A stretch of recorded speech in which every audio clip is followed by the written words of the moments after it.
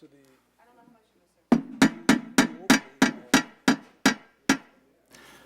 I'd like to call the meeting to order, please. It's on, is this? Correct.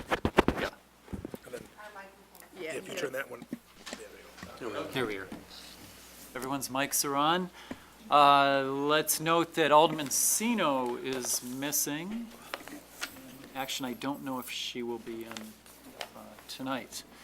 My name is Don Cummings. I am one of the Second Ward Alderman for the City of Geneva. First item on the agenda tonight is to consider the consent agenda.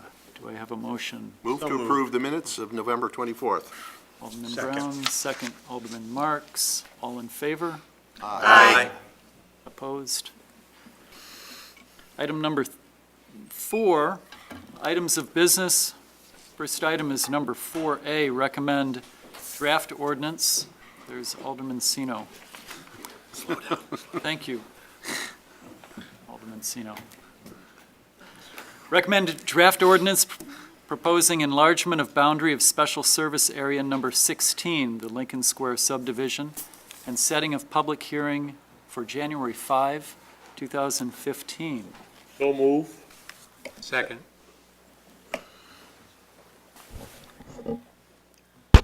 Yeah, it's on. Oh, very good. Good evening. Yeah, I just wanted to make a quick note here.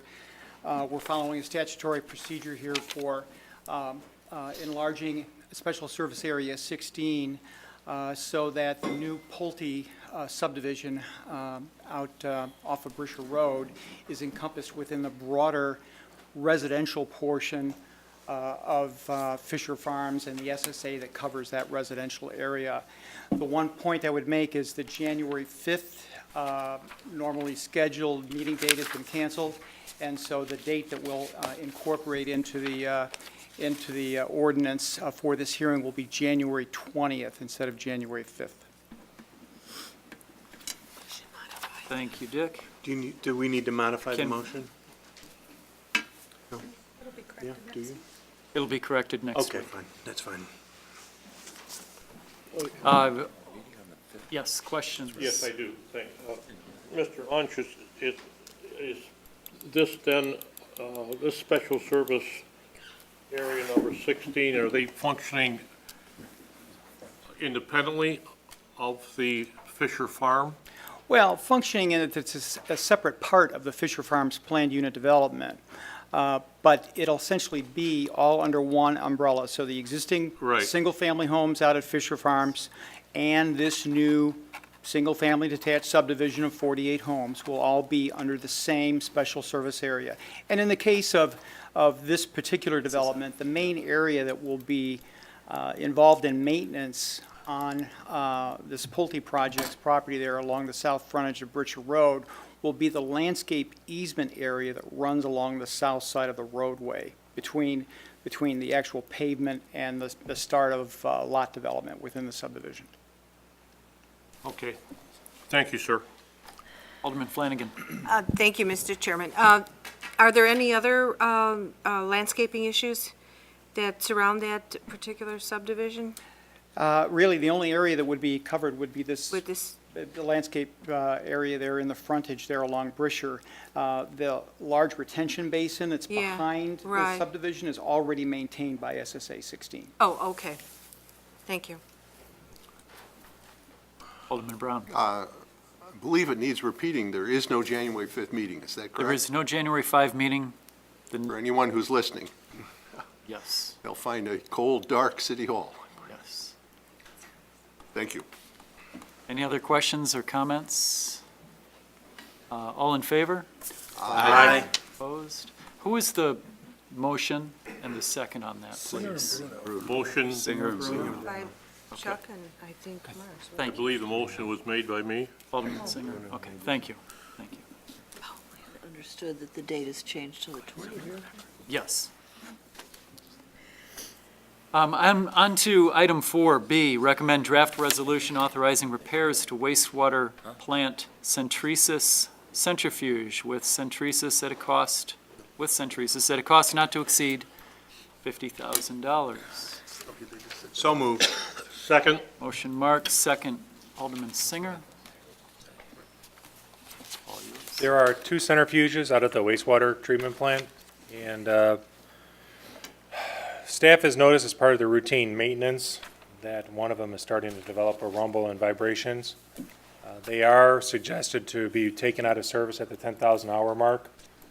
This particular centrifuge is getting awfully close to that mark, but we were confident that we could include it in next year's budget cycle. But after doing some remote sensing from the manufacturer, they recommended that we take the centrifuge out of service now. It actually is an ideal time to do this type of work. During the wintertime, we typically will see lower flows. We're not dealing with the spring and summer rains. So staff is requesting that we take the centrifuge, this one centrifuge out of service, ship it up to Wisconsin to get it, have its preventative maintenance and needed repairs made. And then we would include centrifuge number 2 in the next budget cycle of 2015.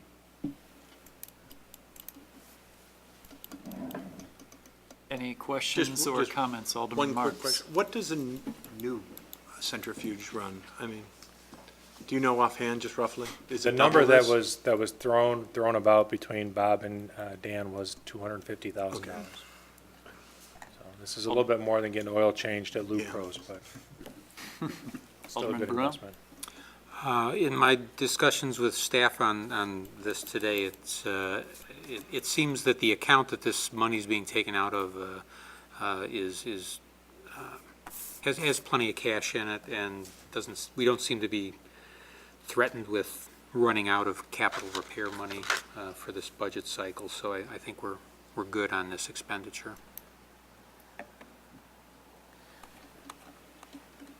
In Alderman Marks, I will, Oh, don't. More exact That's number close out to you. enough. That is close enough. Do not feel like you have to go any deeper. I want a round number anyway, so please don't spend the time. Alderman Brown? Yes, am I correct? In this kind of machinery, it typically, the repairs typically involve the rebuild of the things like bearings, et cetera. And that's why the price is so high, because rotating machinery like this, especially on something like a centrifuge, you want to make sure you replace the parts that actually wear. correct, the typical wear components for the centrifuge, and they're designed with this in mind, is the bearing, the ball bearings and the rings are sacrificial units that are meant to be removed and replaced as the machinery ages. Thank you.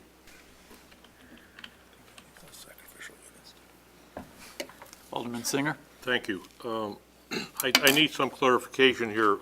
These haven't been, nothing has been done with them since 2004. Oh, no, there's been routine maintenance on them by staff, Oh, okay. but this would be, what would be considered heavy maintenance. We've had a combination of our own staff maintain them, and then we've had field technicians come in and do vibratory analysis and some other troubleshooting on them.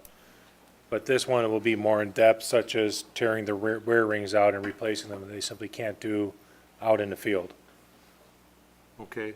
So then you're going to have one repaired this year and the next one the following year, and is that something that you continually do year after year after year? Is that There's only the two, intent? so it would be every 10,000 hours or as needed. Oh, based on 10,000 hours. 10,000 hours of service is the targeted maintenance period. Yeah, okay, I got that. Thank you, sir. Alderman Thank you, Flanagan? Mr. Chairman. Alderman Flanagan? Thank you, Mr. Chairman. How long does these centrifuges last? Their life expectancy, so to say? I would have to get a number out to you, but with Okay. routine maintenance, you can make components. 25 years, 20 It years? becomes basically the pain tolerance of the city council. At a certain point in time, $50,000 turns into $75,000, turns into Yeah, yeah. $100,000, and then you start doing that cost benefit analysis of it's time to go new.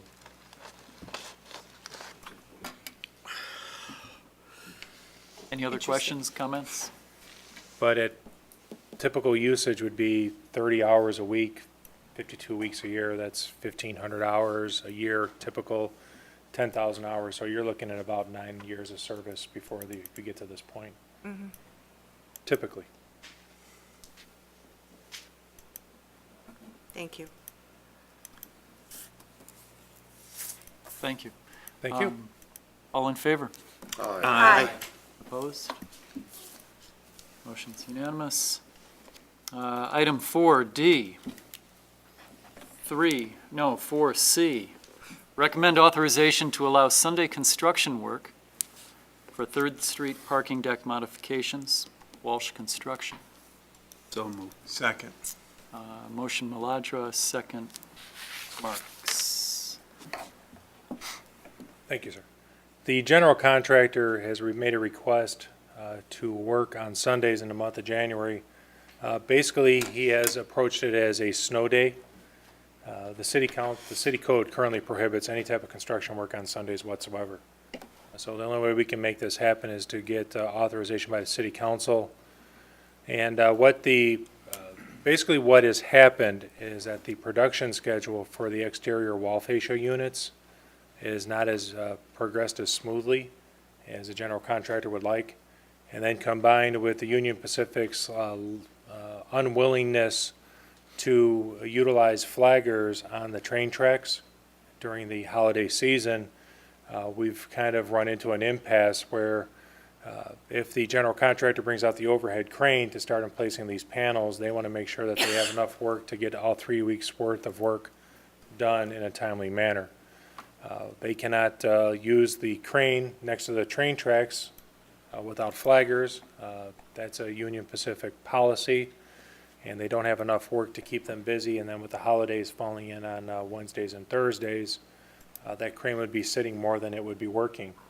So right now, they're looking at doing the majority of the wall installation in the month of January, and they are requesting that the city give them the right at the village administrator's discretion to work on Sundays to maintain their scheduled reopening date of February of 2015. This would be basically reserved in the event that if they had snow or inclement weather during the work week, they would have that reserved day. They already have the right to work on Saturdays without council approval within limited restrictions, but this would give them a little bit more scheduling flexibility to keep the project on line and on schedule. Thank you. Questions, comments, Alderman Marks? Are there times specific going to be? Do you know or? They would not, because we're kind of in uncharted territories here, staff has made the determination that we would not let them start before 9 a.m., and they would have to be off the job by 4 p.m. In addition, they would have to put the request in writing to my attention, which then I could forward to the city administrator by the Wednesday before the Sunday, where they would have to outline what specific work they plan on accomplishing that day. And ultimately, the city administrator, at the consent of the city council, would have the authority to issue them the green light to work on Sunday.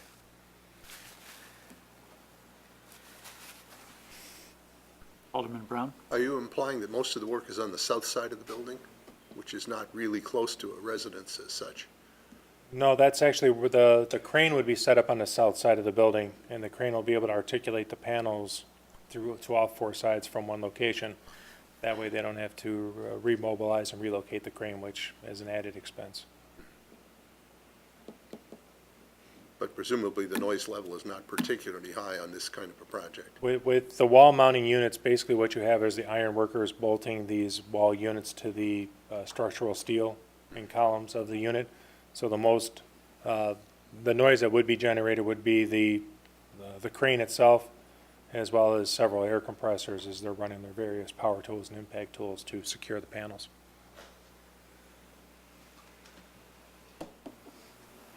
Will we be letting the residents know if that does, if? We would, that's why we're requiring the Wednesday notice. Okay. We feel that would give us enough time to get the notice out to the homeowners. And if the council would so desire, we could also require Walsh to post the neighboring condominium or townhome units also. Take that extra step if that's your so desire. I think it's a good idea. I think that would be a good idea, personally. Alderman Singer? Oftentimes, one assumes that when contractors are working on a Saturday, time and a half, on a Sunday would be double time, so there's an additional triple time? Oh, my goodness. Is that going to reflect any That's between additional costs? that's the contractor and his subs. That's the contractor's issue. Yeah, it's a lump Contract sum position. contract with Walsh, so that's Okay, That comes out of their, Good question. okay, Our issue. I can sleep tonight. Or get a job. What's the name of that contract? Lush Construction. You want the flag, right? Last time I earned overtime was last century, and I'm pretty sure that if I had the opportunity to triple time on Sundays, my wife would not only pack a lunch, she'd drop me off, and so I couldn't leave the job site. Thank you, sir. Thank you, Mr. Thank you. Chairman. All right, we have a motion, we have a second. All in favor? Aye. Any opposed? Motion passes. Thank you. Thank you.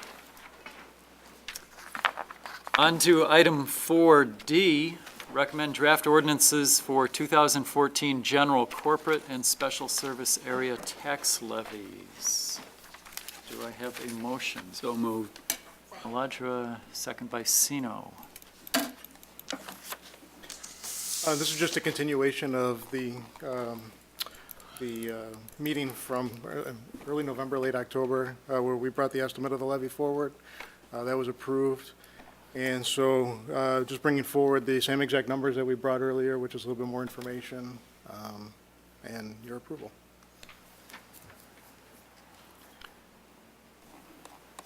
Tom, is there a map somewhere on the website with the special service areas? I could not find There one. is. Yeah, there is. There is. And there's one in my office, too, Okay. I like things. which I use often because I have to figure out where But- they're all at. But yeah, there is one on community development's page, or?